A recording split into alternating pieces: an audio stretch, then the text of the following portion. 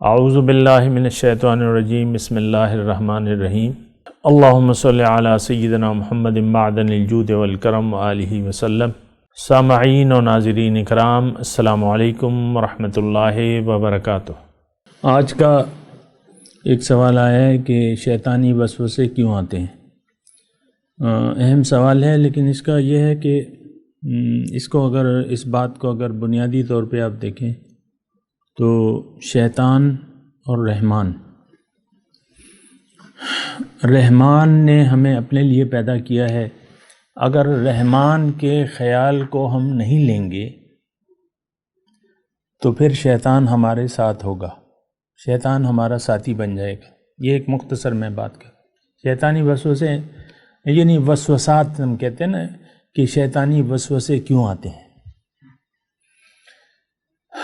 تو یہ بات ذرا نوٹ کر لیں کہ انسان جب آ جاتا ہے اور یہ شعور وغیرہ سنبھال لیتا ہے تو اس کے سامنے دو قوتیں ہوتی ہیں، ایک رحمانی اور ایک شیطانی۔ شیطانی قوت کا مطلب یہ ہے کہ اگر آپ کی توجہ ظاہر کی طرف چلی گئی اور ظاہر کو آپ نے اپنا مقصد حیات بنا لیا اور ظاہری کی سوچ میں آپ لگ گئے، اس کا مطلب یہ ہے کہ آپ نے اللہ کی یاد سے منہ موڑ لیا۔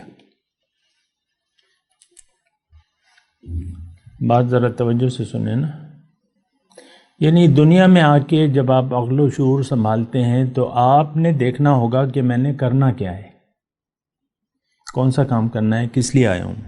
ظاہر ہے کہ روح آئی ہے نا اصل میں، اور کس وقت آتی ہے روح دو قسم کی ہوتی ہے، ایک حیوانی اور ایک ربانی، دو اقسام کی ارواح ہیں۔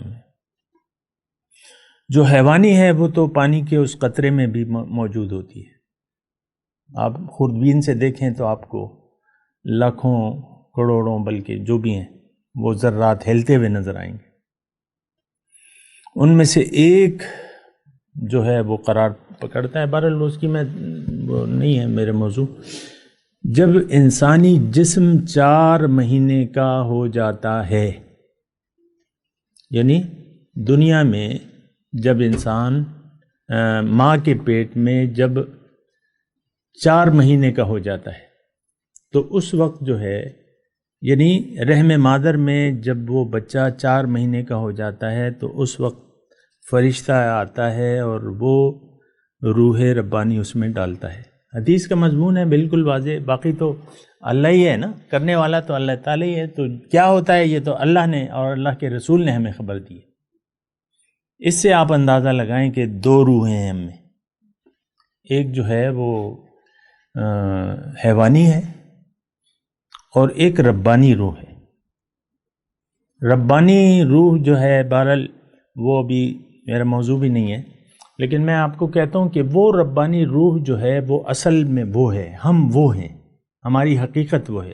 جب ہم اس دنیا میں آتے ہیں تو چلو بچپن کا تو زمانہ آپ نکال لیں کیونکہ وہ ذمہ داری نہیں ہوتی نا، لیکن جب آپ باشعور ہو جاتے ہیں تو اب آپ کو سوچنا ہے کہ آپ نے جانا کہاں ہے، یعنی آپ کی منزل کیا ہے، یہ آپ نے سوچنا ہے۔ ہر سفر سے پہلے منزل کا تعین ہوتا ہے، عام طور پہ کوئی بھی سفر ہو، نام سفر ہو، آپ ایک منزل، ایک راستے کا، ایک منزل کا تعین کر لیتے ہیں۔ پہلے منزل کا تعین ہوتا ہے، پھر راستہ آپ ڈھونڈتے ہیں۔ تو جب انسان باشعور ہو جاتا ہے تو اس کو یہ سوال ضرور پوچھنا چاہیے کہ میں آیا کیوں ہوں، جانا کہاں ہے، آیا کیوں ہوں اور جانا کہاں ہے۔ اور یہ دونوں سوال ہم نہیں پوچھتے، افسوس کی بات یہ ہے، بہرحال وہ ایک الگ مسئلہ ہے۔ یہ دونوں سوال یعنی ہم اپنی حقیقت کے بارے میں نہیں سوچتے، اپنے ظاہر کو دیکھتے ہیں اور ظاہر کو اصل سمجھ لیتے ہیں۔ مسئلہ یہاں گڑبڑ ہو جاتا ہے۔ والدین آپ دیکھیں، بچے کو جب بچہ گود میں کھلاتے ہیں تو کبھی کسی کا تصور نہیں ہوتا کہ یہ تو روح ربانی ہے۔ بعض اوقات بچے کو آپ لتاڑتے ہیں اور یہ کرتے ہیں، لیکن ادب کرنا چاہیے، بچے کا بھی ادب کرنا چاہیے۔ وہ ضرورت ایک الگ بات ہے، ضرورت کے وقت آپ اسے، لیکن آپ تو دیکھیں ہم تو بہرحال تو وہ آپ خود بڑے قیمتی چیز ہیں، آپ کی بڑی اہمیت ہے۔ وَلَقَدْ كَرَّمْنَا بَنِي آدم، اللہ تعالیٰ نے فرمایا میں نے بنی آدم کو فضیلت دی ہے تمام مخلوقات پہ۔ تو بہرحال جب یہ شعور سنبھال لیتا ہے، اب اس کے سامنے دو راہیں ہوتی ہیں، یہ بات میں مختصر، یعنی یہ تو کافی تفصیل طلب بات ہے، لیکن میں آپ کو کہہ رہا ہوں کہ جب آپ انسان مطلب ذمہ داری آپ پہ آ جاتی ہے، یعنی ڈرائیونگ سیٹ میں آپ کو ایسا مثال میں دیتا ہوں کہ آپ کو جب گاڑی دے دی جاتی ہے اور آپ کو گاڑی کی ڈرائیونگ سیٹ پہ بٹھا دیا جاتا ہے، اب آپ نے سوچنا ہے کہ میں نے جانا کہاں ہے۔ اور افسوس سے میں یہ کہتا ہوں کہ ایسا تو ہم سوچتے ہی نہیں ہیں، اور گاڑی کا رخ دنیا کی طرف موڑ دیتے ہیں، اللہ کی یاد کو بھلا کر ہم دنیا کی یاد سے اپنے دل کو آباد کر لیتے ہیں، اور یہ اس میں مختلف عوامل ہوتے ہیں۔ بعض وقت ماں باپ جو ہیں وہ زیادہ کردار ادا کرتے ہیں بچے کی ذہنی نشو و نما میں، اور اس کا کہتے ہیں کہ بھئی تم نے کچھ بننا ہے، دنیا میں کچھ بننا ہے، اور پلاننگ خود کر لیتے ہیں کہ میں نے اپنے بچے کو کچھ بنانا ہے۔ بچہ تو نہیں سمجھتا، آپ پہلے سے آپ کو سٹی سکول میں ڈال دیتے ہیں کہ یار سٹی سکول میں بیکن ہاؤس میں اس کا مستقبل بنے گا۔ تو یعنی میں کہہ رہا ہوں کہ والدین، معاشرہ، یہ سب آپ کی توجہ ہٹانے کے لیے بہت کردار ادا کرتے ہیں، لیکن چلو ٹھیک ہے، والدین، معاشرہ اگر گمراہ ہے تو آپ کو تو اللہ تعالیٰ نے عقل دی ہے نا، آپ خود سوچیں۔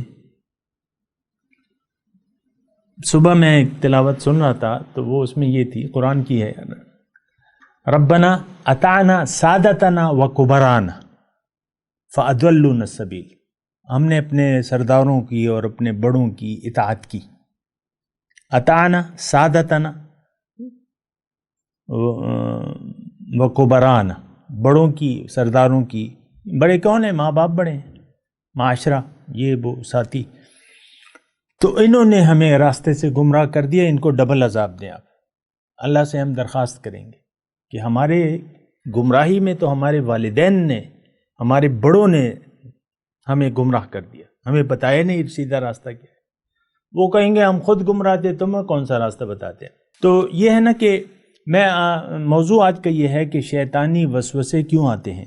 اگر آپ پہ ذمہ داریاں آ گئیں اللہ تعالیٰ کی طرف سے، اور اللہ تعالیٰ نے آپ کو ڈرائیونگ سیٹ پہ بٹھا دیا، سب سے پہلے آپ کو منزل کا تعین کرنا ہے۔ اگر اللہ کی یاد سے آپ کا دل غافل ہو گیا اور آپ نے اپنی گاڑی کا رخ دنیا کی طرف کر لیا کہ میں نے بڑے ہو کے کچھ بننا ہے،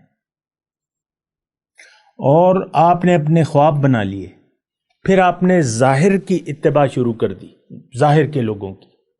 آج دیکھ لیں، ظاہر کی اتباع کی جاتی ہے نا۔ آج کل فیشن کیا ہے؟ ٹرینڈ، آج کل ٹرینڈ یہ چل رہا ہے۔ آج کل یعنی چلیں ادھر پاکستان میں تو تھوڑی تمیز ہے، باہر آپ دیکھ لیں، لڑکیوں نے جو جینز پہنی ہیں ان کے رانے جو ہیں وہ پھٹے ہوئے ہیں، گھٹنے نظر آ رہے ہیں لڑکیوں کے، لڑکوں کے بھی۔ لڑکے تو یہاں کر رہے ہیں، لڑکیاں تھوڑی سی شرم کرتی ہیں۔ تو اب یہ کیا، یہ ٹرینڈ ہے، یہ ایک فیشن ہے، آپ فیشن کی کر رہے ہیں، یعنی فیشن کے پیچھے چل رہے ہیں۔ لوگ کیا کر رہے ہیں، لوگ کیا کہہ رہے ہیں، لوگ کیا کر رہے ہیں، آپ بس اسی کے پیچھے چل رہے ہیں۔ ساری دنیا کا یہی حال ہے۔ بڑا آدمی بننا ہے تو بڑا آدمی کیا، آپ یعنی ظاہر میں آپ کچھ حاصل کرنا چاہتے ہیں، آپ کی علاوہ، اس کے علاوہ تو آپ کی کوئی منزل نہیں ہے۔ بہرحال مختصر بات یہ ہے کہ اگر آپ نے یعنی جب ذمہ داری اللہ تعالیٰ کی طرف سے آپ پر ڈالی گئی اور اپنی زندگی کا رخ ظاہر کی طرف کر لیا، یعنی ظاہر کو مقصود بنا لیا، اب شیطان آپ کی ساتھی بن جائے گا۔ یہ میں اس پہ بات کر رہا ہوں، شیطانی وسوسے کیوں آتے ہیں؟ یہ اس لیے کہ شیطان آپ کا ساتھی بن گیا ہے۔ یعنی اس کے کافی جوابات ہیں. ایک جواب یہ ہے، ایک جواب اس کا یہ ہے کیونکہ اب شیطان آپ کا ساتھی ہے، شیطان آپ کا دوست بن گیا ہے. آپ نے شیطان کے وسوسے قبول کر لیے. شیطان کیا ہے کہ اللہ کو نہ دیکھو، میں یہ ظاہر کو دیکھو. شیطان تو ہمیں یہی سجاتا ہے نا، ظاہر کو دیکھو، لوگ کیا کہیں گے، ناک کٹ جائے گی وغیرہ وغیرہ. تو ظاہر تو بس پھر ہم ظاہر کی طرف دیکھنے لگتے ہیں، ظاہر کا اتباع کرتے ہیں، ظاہر کے پیچھے چلتے ہیں. تو پر ان حالات میں پھر شیطان ہمارا ساتھی بن جاتا ہے. یہ قرآنی آیات کا میں ترجمہ کر رہا ہوں. اور فطری طور پہ بھی یعنی دو راستے ہیں.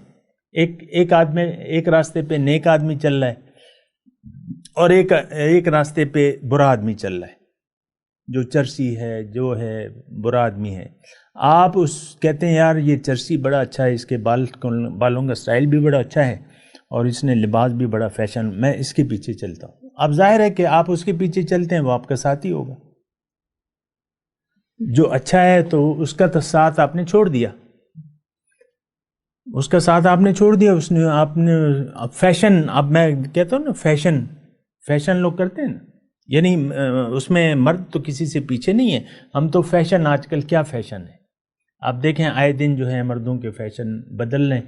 آپ جو کپڑوں کے سٹور ہیں، مردوں کے بھی کپڑے فیشن والے ہوتے ہیں. کبھی قمیض کس ڈیزائن کی، کبھی کون سی گلکاری، کبھی کیا. تو وہ ہم دیکھتے ہیں یار یہ پرانا فیشن ہے، نیا جوڑا لو. تو اگر آپ نے ظاہر کو اپنی منزل بنا لیا تو یہ شیطان کا راستہ ہے. یہ بات نوٹ کر لیں. کوئی سوال ہو تو بعد میں کر لیے گا. شیطان کا راستہ ہے اور اس پہ ہم بات کریں گے. لیکن وآخر دعوانا ان الحمدللہ رب العالمین. مولایا صلی وسلم دائما ابدا على حبيبك خير الخلق كلهم